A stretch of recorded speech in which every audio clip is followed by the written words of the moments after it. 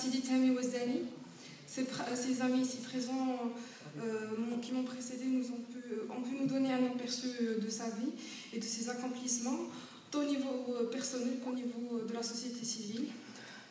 Car Sidi Thami Ouazdani était, comme on le sait tous, cet homme de lettres brillant, à la plume délicate et pleine de poésie.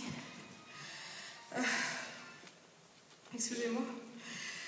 À la plume délicate et pleine de poésie, cet amoureux de l'art, au goût prononcé pour la poterie et la peinture, ce proviseur sérieux et dévoué pour instruire et éduquer bien des générations. Il était aussi ce safieux engagé qui se battait pour redorer le blason à une ville oubliée et dénigrée.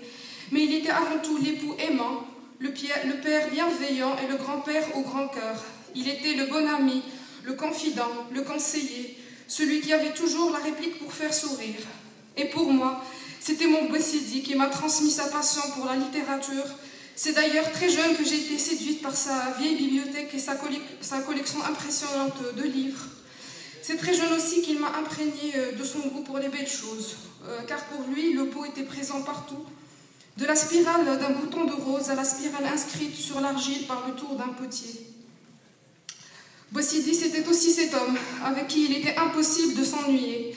L'histoire de sa vie était des plus trépidantes, digne du plus grand roman d'aventure, et il cultivait l'art de nous la conter à chaque fois. Les anecdotes de sa vie estudiantine ont depuis toujours rythmé nos déjeuners familiaux.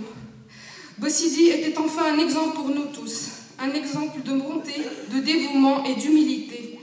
En le voyant être et agir, on pouvait apprendre à être de meilleures personnes, en aspirer à devenir des ersatz de ce grand homme, grand par ses principes, grand par sa culture et grand par son modestie.